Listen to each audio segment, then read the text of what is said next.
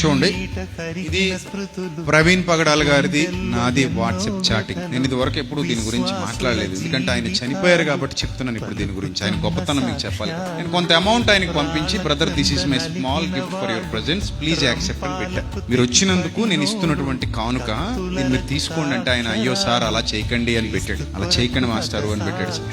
అప్పుడు నేను అన్నాను ప్లీజ్ అన్న, జస్ట్ నా సాటిస్ఫాక్షన్ కోసం మీరు ఉంచుకోండి, మీరు దేవుని పనిలో ఉపయోగించండి అని పెట్టాను. మీరు దేవుని సేవ చేస్తున్నారు కదా, నాకు తెలుసు మీరు ఎంత గొప్పగా పరిచర్య చేస్తున్నారు. మీరు ధనాన్ని దేవుని పరిచర్యలో వాడండి, నేను ఇచ్చేది తక్కువే, వాడండి. మీరు దేవుని పరిచర్యలో వాడండి. మీరు బోల్డ్ అంత ఖర్చు పెట్టుకుని వస్తారు, మీ చుట్టూతా బోల్డ్ అంత మంది ఉంటారు, చెయ్యాలి, ఇంకా చాలా పరిచర్య చేయాలి. ఈ పరిచర్యలో మీకు ధనం ఉపయోగపడుతుంది, ఉపయోగించండి అని చెప్పేసి పెడితే చూడండి ఆయన ఏమని పెట్టాడంటే, నాకు సార్ ఫార్మాలిటీ ఎందుకులేండి మనకి అన్నాడు. లేదన్నా పర్లేదన్నా ఉంచండి ప్లీజ్ అని పెడితే నాకు వెంటనే కింద దేనికి వాడమంటారో చెప్పండి, నేను 4 రకాలైనటువంటి పరిచర్యలు చేస్తున్నాను, మీరు దేనికి వాడమంటే దానికి ధనాన్ని వాడతానని పెట్టాడు. అది అతనికి ఉన్నటువంటి యథార్థత.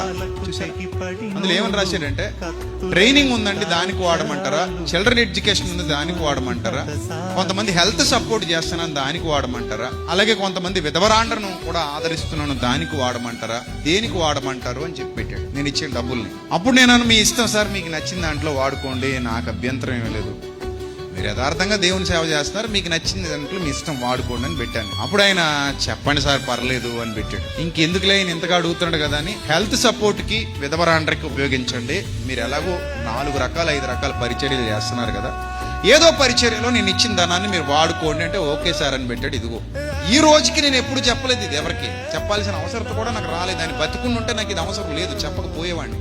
కానీ ఈరోజు ఆయన యథార్థత ఏంటో మీకు తెలియాలి అని చెప్తున్నాను. ఒక సేవకుడిగా మరో సేవకుడు ఏంటో నాకు తెలుస్తుంది, అలాగే నేనేంటో ఆయనకి తెలుస్తుంది, ఆయన ఏంటో నాకు తెలుస్తుంది. సో వాళ్ళు చేస్తున్న పరిచర్య ఎలా ఉండబోతుందో, ఎలా ఉంటుందో కూడా తెలుస్తుంది. అది ఈయనకున్న యథార్థత. కొంతమంది అలా ఉండకపోవచ్చు, కొంతమంది మోసం చేస్తూ ఉండొచ్చు సమాజాన్ని, కానీ వాళ్ళు దేవునికి ఒక రోజు ఏం చేస్తారు, లెక్క చెప్పుకోవాల్సి వస్తుంది ఖచ్చితంగా. ఈరోజు ఆయన అలా ఉండుంటే ఆయన మరణించకపోయేవారేమో, ఆయన ఇంకా మన మధ్యలో ఉండేవారేమో అని నాకు అనిపించింది, నా మనసు కనిపించింది. సో ఏదేమైనా ప్రియమైన క్రైస్తవ సమాజం గుర్తుపెట్టుకోండి, సేవకులు అనేవాళ్ళు సత్య సంబంధులుగా మన మధ్యలో ఉండడం మనకి దీవెన, మనకి ఆశీర్వాదం. అందుకే బైబిల్ గ్రంథంలో ఒక మాట ఉంది, సువార్త ప్రకటించే వారి పాదములు సుందరములు, వారు సువార్తను ప్రకటింపకపోయిన ఎడల మీరెట్లు విందురు, ప్రకటించు వారు పంపబడని ఎడల వారెట్లు ప్రకటించుదురు. అందుకే సువార్త ప్రకటించే వారికి సహకారులుగా నిలబడండి అన్నాడు.